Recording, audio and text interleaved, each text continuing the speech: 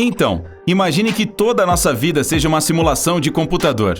Sim, como nos filmes de ficção científica. O que sentimos quando tocamos qualquer objeto é a resposta dos neurônios no cérebro. Olfato, visão e todos os outros sentidos, até mesmo emoções, seriam apenas o resultado de 1 bilhão de cálculos de um computador enorme. O mais surpreendente e provavelmente assustador é que essa teoria faz sentido. O primeiro jogo eletrônico do mundo foi criado em 1952, Oxo. Em 1958, foi lançado o jogo Tennis for Two. Tinha apenas 2 linhas e um ponto, que era considerado uma bola de tênis. Ambos os jogos eram mais simples do que uma calculadora eletrônica, mas as pessoas ficaram maravilhadas. Agora, 62 anos depois, existem muitos mundos nos jogos de videogame modernos. Mundos que contêm personagens com inteligência artificial. Esses personagens podem interagir uns com os outros e com o jogador. Os gráficos nos jogos estão se tornando mais realistas a cada ano. Óculos de realidade virtual permitem que você mergulhe em um novo mundo. Se as pessoas de 1958 ouvissem isso, pensariam que era pura fantasia. Agora imagine o que acontecerá nos próximos 50 anos. Os gráficos nos jogos podem se tornar idênticos à realidade e os personagens se comportarão como pessoas de verdade. Eles realizarão tantas ações diferentes que caberá a você apenas assisti-los como em um filme. O poder dos computadores aumentará milhões de vezes. Eles serão capazes de gerar atividade cerebral dentro do personagem criado artificialmente. Todos os bots terão uma vida plena e não perceberão que são apenas parte de uma extensa simulação de computador e que servem para entreter os jogadores. Quando a humanidade cria esse mundo virtual e observa os personagens dentro dele, surge a pergunta: será que nós não somos a própria simulação? A teoria da simulação é apoiada no Vale do Silício e muitas pessoas ricas investem na pesquisa desse tópico. Mais pessoas começaram a acreditar nessa teoria quando os cientistas descobriram o mundo quântico. Este é um universo de objetos super pequenos. Imagine colocar um grão de areia sob o microscópio mais poderoso do mundo. A princípio, é possível ver claramente todos os contornos do grão, como se ele fosse uma enorme pedra. Então você olha ainda mais a fundo e vê a estrutura do grão. O menor detalhe, que comparado com o próprio grão, parece um arranha-céu.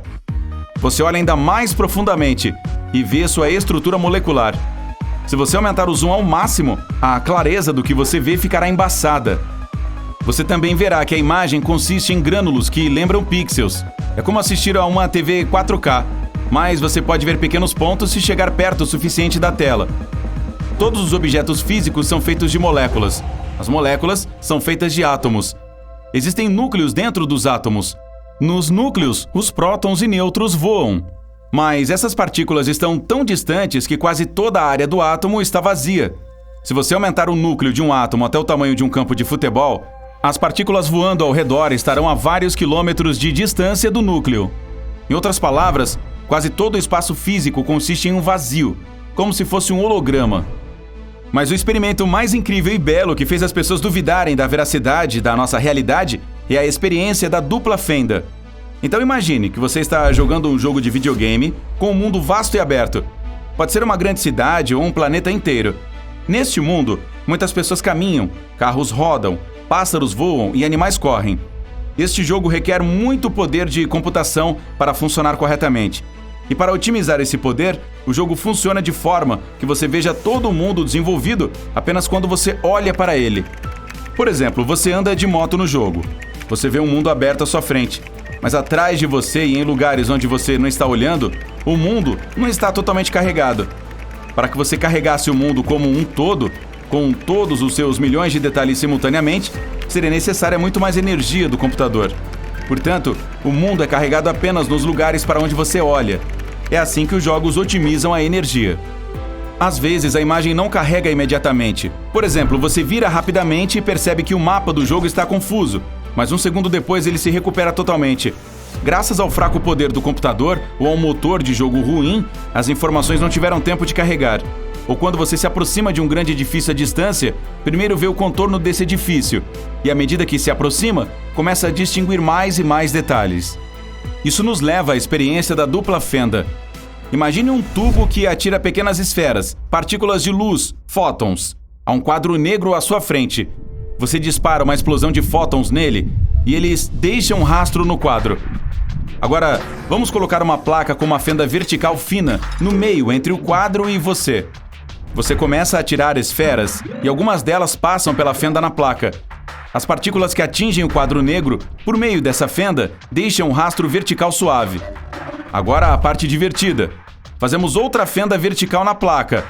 Agora, quando você dispara fótons, 2 trilhas verticais deveriam se formar no quadro, mas isso não acontece. Muitas trilhas verticais aparecem.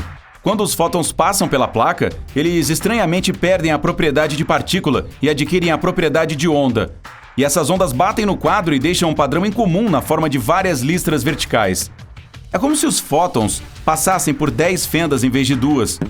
Talvez quando os fótons passam por 2 fendas, eles colidam um com o outro, voem em direções diferentes e formem muitos traços verticais no tabuleiro. Para verificar isso, você atira um de cada vez. É estranho, mas mesmo agora, uma marca de onda se forma na placa. Parece que a partícula se divide em 2 partes antes de passar pelas fendas. Então elas se chocam, se separam novamente e deixam várias marcas verticais no quadro.